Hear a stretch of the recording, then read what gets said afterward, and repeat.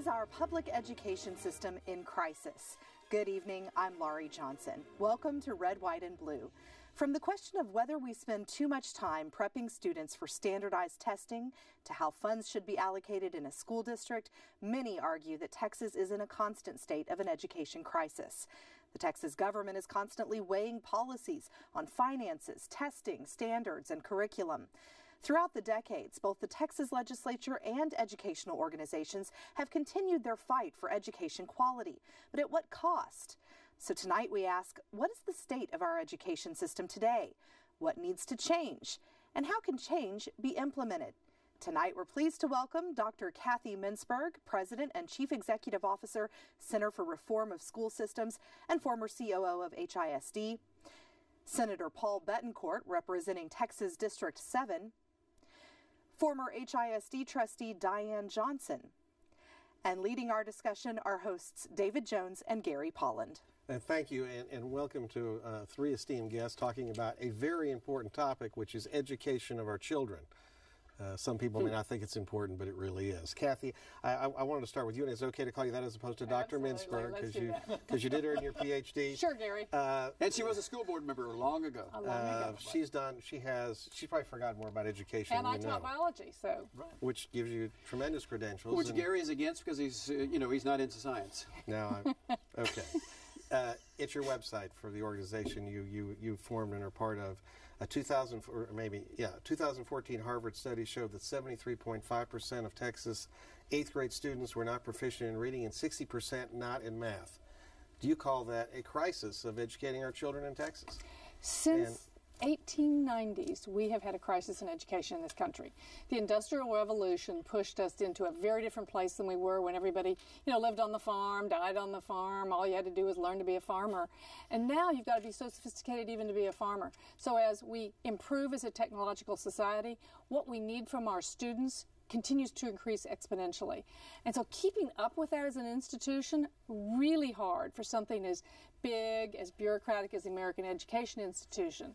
So we're always going to be playing catch up. I'm going to be real honest. Former education commissioner from Texas told me, Kathy, quit talking about fixing education. Our job is to move the ball down the field. Little Texas football analogy here. But we're just moving the ball down the field, getting better and better. We're not stopping. Kids are learning more. They're doing less. They're staying in school longer. They're graduating better. But we're going to play catch-up probably as long as we continue to advance as a society. But your outlook is positive, it sounds like. It is. I think I visit with school boards all the time. That's what I do. I work with school boards. And 98% of them are caring. They want to sacrifice. They want to do what they need to do. It's just really complicated to stay up with what society needs today. And Paul, as you know, the conservative answer to the failure of our public school system is to find very wealthy nonprofits supported by, say, the Walton Foundation, which presently is financing 3 school lawsuits in California, New York, now Minnesota, asking them to, change the way they administer their schools, move to charter schools, basically, abandon teacher protections and teacher tenure and the like. Is that your solution? Is that your solution? David, I know what we're doing in Texas. And what we're doing in Texas is that this last year we spent $2.7 billion above the amount of money that we needed for growth in the system. We also provided taxpayer relief because we have to pay for that as well. We started looking at innovations like grading scales A through F.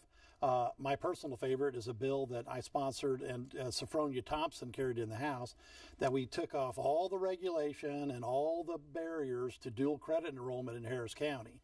And in just 1 year, we have a 14% growth in dual credit classes in Harris County because we got rid of the regulation that were preventing students and families from going to whatever community college they want to get whatever head start they needed on their college degree. Sounding contradictory. You just said you upped the amount of money spent in education about $2.something billion, sure, and you gave taxpayers a hard-earned relief. Now, so that means you came up with money somewhere else. Sure, we did. Where'd you find it? It's called general revenue. It's called people paying taxes, David. If you haven't rainy missed day it, fund? David, no, we've got a fully funded rainy day fund.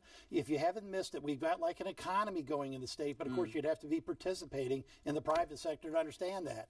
And it's important, okay? Because we've got a private sector system we've got the 9th best economy in the world. We're going to catch up and pass Italy, by the way. And we've got to make sure that we look at all of our systems in education, because it's not just the public system. We got to look at charter schools. We have to look at private schools. We got a big homeschooling network. We've got a big tapestry out there of how we educate our kids. And as Kathy said, we want to move the ball forward, because she's right. The school system in 1890 was a one-room schoolhouse. Okay, and this year in the 21st century, we need to be looking at best practices, internet tools, and what we're doing in Texas, at least I know the Senate Republicans, is we're firing out one reform bill after the next, because we want to get teachers the money they need and get all this regulation off the school boards and off the the people actually doing the job. And I think we've made a very good progress this year. Diane's got And something. I just want to say, I don't think this whole reform, I mean, first of all, charter schools are public schools. Sure. And they're huge wait lists. So if we are really talking about empowering the parent as sort of the ultimate in accountability on they know what they want for their child, then these are public schools that they can go to. And there's a whole group called Democrats for Education Reform. As a matter of fact, I think President Obama and Arnie Duncan, nothing changed really from the No Child Left Behind, except actually Arnie Duncan sort of put it on steroids in his 8 years in terms of teacher quality, where he literally forced forced is perhaps the wrong word, but he certainly bribed them with race to the top dollars, states to embrace. Texas wasn't one of them, go figure, because we're all Republican, but lots of states chose to use test scores in student learning for at least a portion of what that teacher was doing in the The classroom. foundation that used to help Kathy Mintzberg with her organization, the Broad Group, Broad. On their website, at least as far back as a few years back, they were bragging on the contributions of Arnie Duncan and Barack Obama in terms of their educational product. I think what we've got in this country is everybody's pulling on the rope. It used to be maybe only the locals worked on education, fixing it, and then the states got much more heavily involved, especially Texas. We're much more heavily involved in local education than we were 25 years ago. And then the federal government got more heavily involved. Everybody sees this desperate need to improve quickly. We can't just wait for a couple generations to go. So everybody's pulling. Sometimes we end up pulling at cross purposes. Sometimes we're pulling in the same direction. Diane, I want to ask you about one of the things that we have in Texas. We have school boards that are lay leaders. You were a lay leader on the school board. Kathy was a lay leader on the school board. Of course, you had experience and you had background. If you look at our school board now, my take is it's like the clown show. These people don't know what they're doing. They get elected in single-member districts. They have their own agendas, which is to get contracts for their relatives often. They play games, and the children suffer. Oh, yes, but we can spend millions of dollars we don't have to change the names of schools for, I guess, people who served in the Confederacy. But I don't know what world. I think Diane was in a single-member district. Yeah. Weren't you? Let me finish, everybody David. is. As Thank was you. Kathy. Thank Everybody you, is. David. It's not your turn. So what do we do to get the kind of people we need, people like you and Kathy, to try again to serve on the school board so we get the kind of leadership these districts in the state desperately need? Well, I mean, ultimately, we're going to have the kind of schools we deserve, right? Because this is what the people vote for. But being on the school board is really, really hard. One of the things, and I hope this board, because you're right, there have been some divided votes these first 4 months, but for 25 years, beliefs and visions, which embrace choice, talked about teacher quality, believed that the decisions were made closest to the child. This was sort of a driving force in terms of HISD for 25 years. It was updated and changed. I think this board needs to embrace beliefs and divisions and see if they can get on the same Terry page. Greer, when he was as superintendent, was one of the big proponents of dual credit. In fact, he was one of the reasons why the bill passed, because he was the one that actually suggested it. And I think What does that mean, dual credit? Well, it's dual credit. It means that if you're in high school, you can take a class and get credit for your high school diploma as well as your college degree. So it's a great step for the college ready. Now, look, I think what you're going to hear from all of us is everybody wants solutions, and they want unique solutions. I just think that less regulation, more competition, getting more ideas out there is the way to fix this problem. We're going to talk about the money situation. The states already did something in the last session. We're going to have a major impact from a Supreme Court ruling coming up that I believe that that's actually going to be remanded back to the district court because the facts have changed so much. But more importantly, look, why not have every school district be a charter school district? Why not have every school be a charter school? Why? You're going to find huge agreement on this side of the table. Why micromanage teachers? I mean, I look at some of the stuff. I'm appalled by what I see on the education committee. Kathy knows because there was one classic question. It was from Leander ISD. And there was a question that said, if you had literally 7 2/3 pounds of watermelon plus 2 1/3 pounds of watermelon, what's that equal? And nowhere was there the word 10, okay?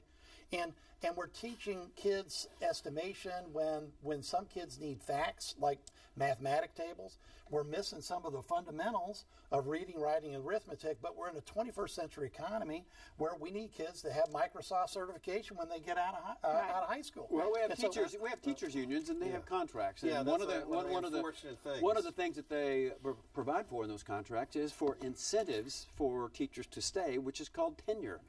Do you have any opposition to tenure as an incentive for teachers to come in? Well, do you want good teachers to come in? You got to pay them something. I do. But one of the things that the state legislature was able to change, and I don't know if it was in 11 or 13, but it's last in, first out. Right. And so this gave the principal at the school the opportunity, if he did have to have a reduction in force, to choose the person they would, and I absolutely support that. I think it's absolutely wrong if you have spent 2 years finding the crackerjack physics teacher, but she just happened to arrive there, and you have somebody that shows a movie every day, and you have to keep her. Well, that's not right.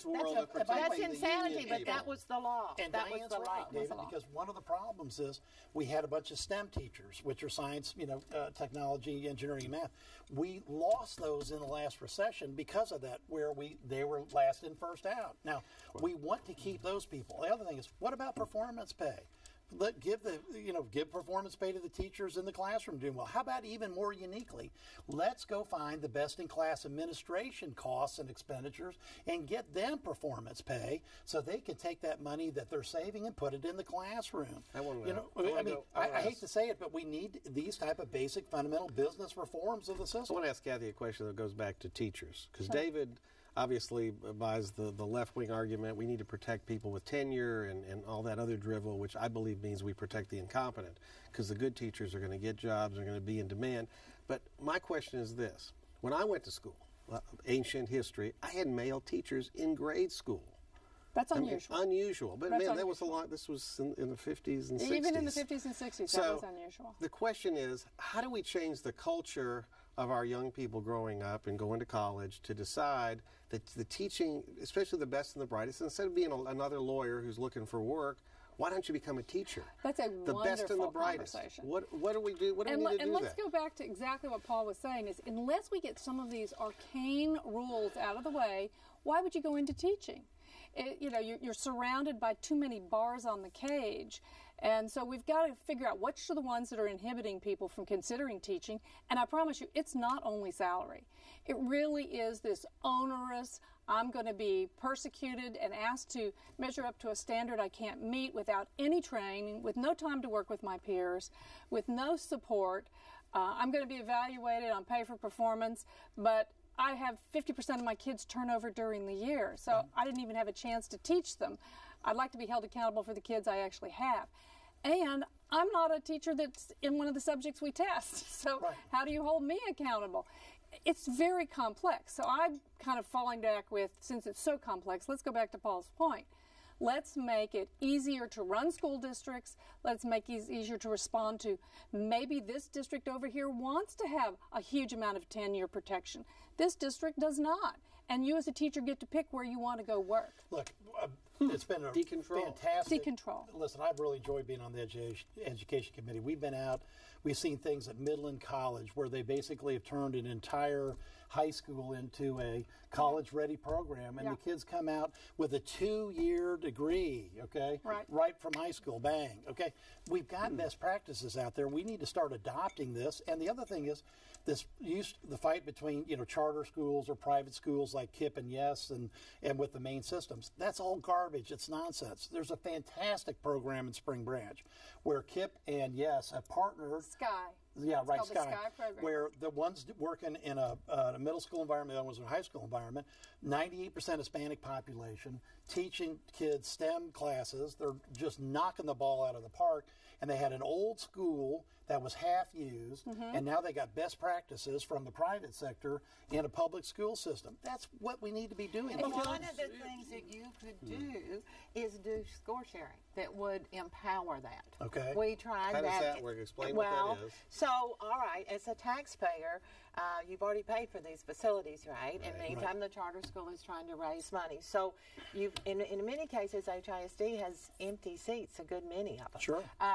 So, if the legislature were to incentivize, and so the problem comes in the competition for the kids.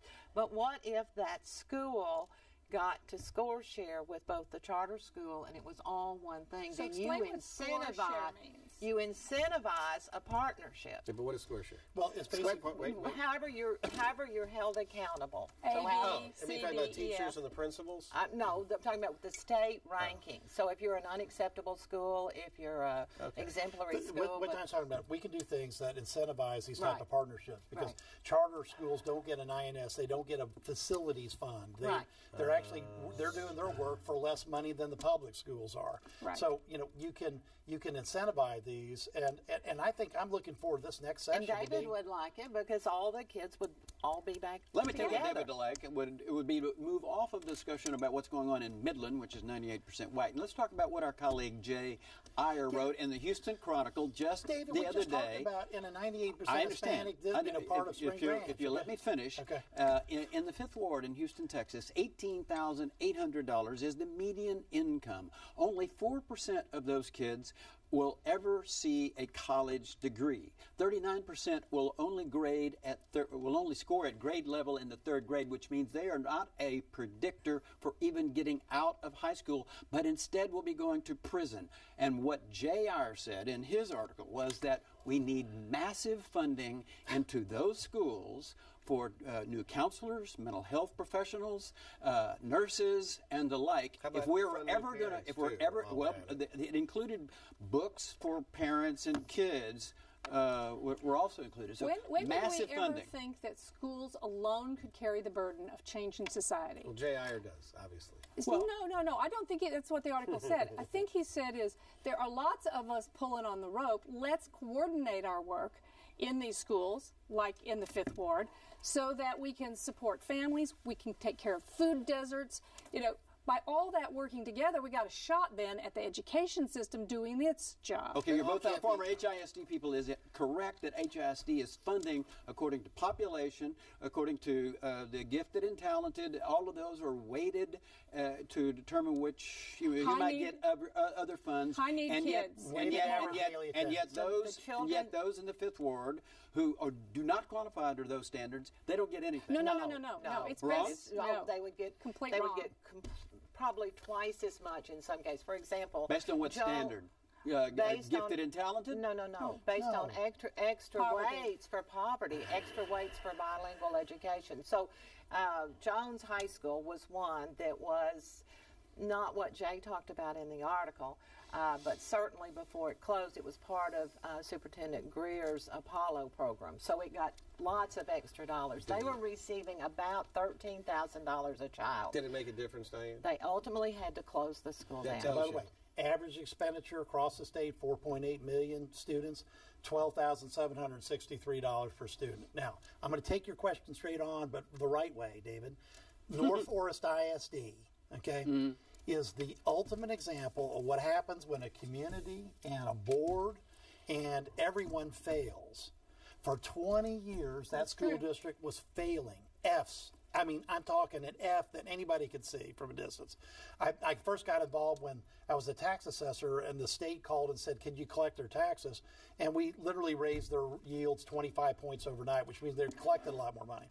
And then I looked at it and I said, it's amazing that we let that school district go on and raised a generation of kids in an F school district, in an F environment.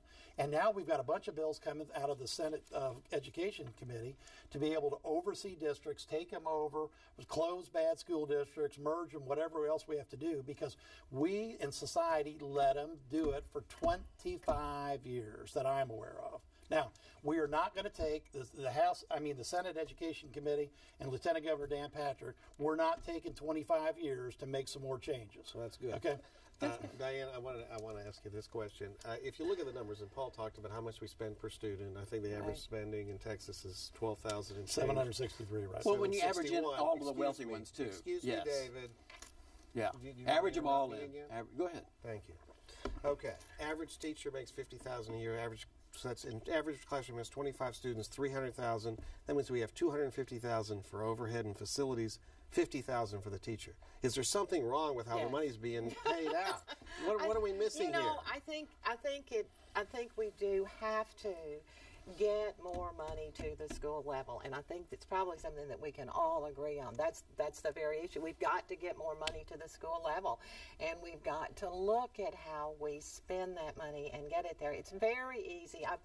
I think it's very tempting for the school board and sometimes even the superintendent. You just feel like that when you're in those positions, you're just going to know better than what the principal and the teacher in that school is going to know and make the decision about that. I just don't agree with that, but I will tell you that I think it's really tempting when you're in the position of power to just believe your idea. And I don't think we have a crisis, but we have tremendous variation in school quality around our country. And not only among schools, but we have them among classrooms, within a school. Look at HISD. They can have at-large representation as well as district representation because, quite frankly, the wisdom of many counselors is the right thing. Bring more people into the elected side, and you don't just have parochial people looking at specific areas, of districts. I mean, another great example, bring in more money. How about tax credit scholarships? The idea that's worked in Florida, where businesses get credit on their franchise or their insurance fees in the state. If we donate a school scholarship for $5,700 for a public school, or $500 for a public school scholarship and $5,700 for a charter school, we can write it off of the franchise tax. We had a great bill. It was a bill I filed. The Chairman Taylor got it out. $100 million pilot program. It didn't pass the House. There's great ideas to bring more money into the system, because if you incentivize the private sector and a businessman says, well, I can write a check for $10,000 to my school district and get credit for my taxes, they're going to do it, especially in a down economic time like that. So that is I want to go back to Gary's point, which is, where's the money going? So Rod Page gave a great speech to the chamber, and when he said that, somebody asked, how many employees do you have? Well, I have 27,000 employees. How many teachers do you have? I have 13,000. And this is a CEO said, you have 14,000 administrators? People have no idea that there are custodians, food service workers, bus fleets, carpenters. It takes it's the largest restaurant company in the county. Okay. It's the largest transportation just shy of Metro. It's the largest lawn care company. It's the largest roofing company. The school district here is huge, and so it takes this huge organization to empower 13,000 people to open the doors every day. But here's the question. Are we doing things as effectively and efficiently as we can? Of course not. So why do we need an HISD police? Why don't we have a deal with HPD? Why do we, lots of questions. Having worked in a system in Oregon that did that, and worked in Houston where I actually supervised the police department. I was the top cop for a couple of years. I knew there was something funny about you. And what we found is it's hard to get the local PD to be responsive. But your own PD, and by the way, it's a large organization. I mean, it's like 200 officers, showing up at night, coming for special events, going into a school and maneuvering the kids carefully so you don't explode the school. That takes training. And when you call the local PD in, they don't do that. One question for Paul is, you can't educate a kid without any money.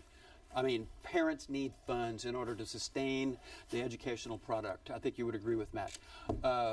And yet, we're at $7.25 is the minimum wage in the state of Texas. You cannot sustain a family with that income. That's the question. Where's the minimum wage increase for the state of Texas coming from? When is it going to come? The minimum wage increase has absolutely nothing to do with the education system we're talking about. Putting monies in people's pockets David, doesn't help? I totally disagree with that whole premise. Look, we want people to get educated in disciplines, whether it's they're college ready, whether they can be Microsoft certified, whether they're going to vocational. We want them to be productive and positive members of society. If they go through all that process, they may start at minimum wage, but they'll be right up there very quickly. And whether they can afford a trip to another school or to a museum, it doesn't matter. And time, Dave, unfortunately, time is up. David, time is up. Kathy, Paul. So much for the minimum wage. Yeah, that's another show. Right. Thank you so much, Lori. Did you learn anything? I learned a lot. Good, Thank you. thank I hope you did too. Don't forget that every week following Red, White, and Blue, you can continue the conversation online with Houston Public Media's digital series, Political Perspectives, featuring Jay Iyer and Brandon Rottinghouse. Starting at 8 p.m., log on to houstonpublicmedia.org/perspectives. And remember, you can catch Red, White, and Blue every Friday at 7:30 p.m. here on TV8, and again Saturdays at 6:30 p.m. We also invite you to visit us online and send us your comments. We want to hear what you have to say about the issues that affect Houston. You can submit your comments at houstonpublicmedia.org or on Facebook, and don't forget to like us. Thanks so much for watching. Good night.